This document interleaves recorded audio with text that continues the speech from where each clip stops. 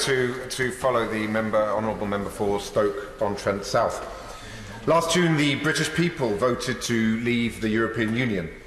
It was an outcome that I campaigned against. However, as a Democrat, it's a decision that I fully accept and respect. That's why I voted to trigger Article 50, and I've spent the last 15 months considering how to make Brexit work.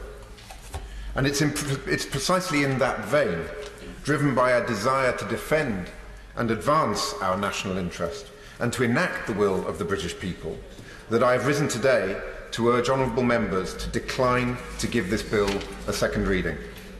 This bill frustrates the will of the British people, and it fails on its own terms. Brexit was supposed to be about Britain and her sovereign parliament taking back control. Whatever a vote for Brexit meant, it was surely not a vote for the degradation of our fundamental constitutional values. And the first principle of our constitution is parliamentary sovereignty under a constitutional monarch.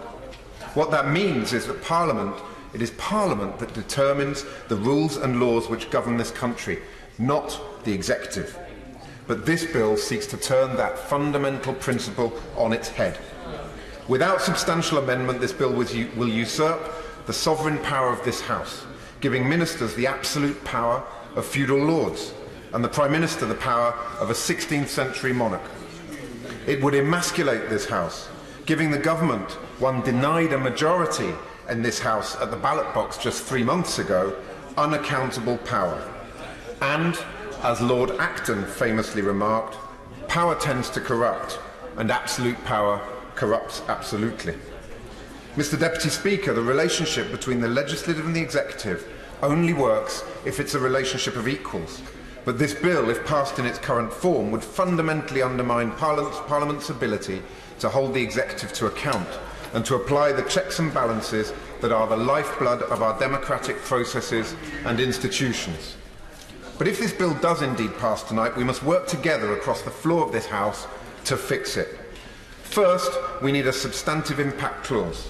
This would codify and formalise the promise that this bill will only make technical changes and would mean substantive rights and protections originating in EU law cannot be removed without a vote in this Parliament.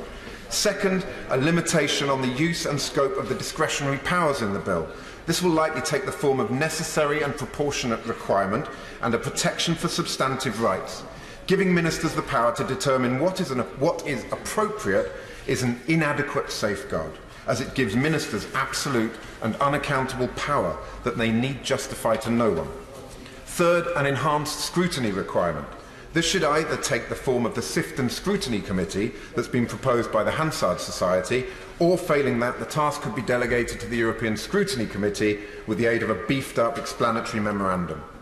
This type of amendment is required so that this House has the power to determine what will be done by SI, what by the affirmative principle, and what by the whole House. Fourth, there must be institutional parity clause. Without UK institutions to take on the job of existing EU bodies, we will see fundamental rights removed by the back door, having been rendered unenforceable. Fifth, we need proper explanatory statements from ministers. This would provide a further layer of protection, meaning ministers must sign an explanatory statement whenever an instrument is made under the bill, stating it's not intended to impact on substantive rights and protections. And last, but by no means least, we need a clause to enforce the principle of presumed competency for devolved institutions.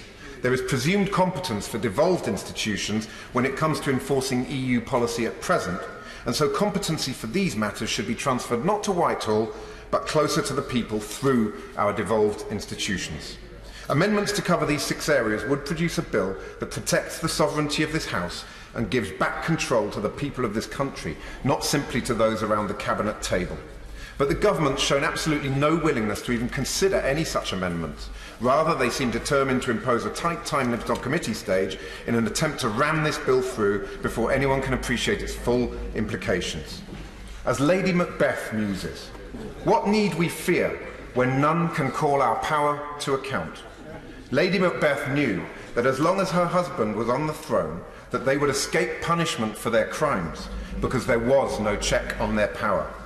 This bill seeks to strip Parliament of its sovereign power, create a cabinet of kings and transform the flow of this House from the beating heart of our democracy into a spectator's gallery, turning us from legislators into bystanders, wholly dependent on the benevolence of ministers.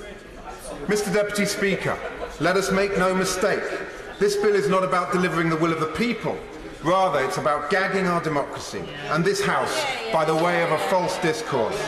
It is a silent coup d'etat, masquerading as a technical necessity. It is for that reason that I urge us all to decline to give this bill a second reading, and for the government to return with a dramatically altered bill that respects this House, our Constitution, and the will of the British people.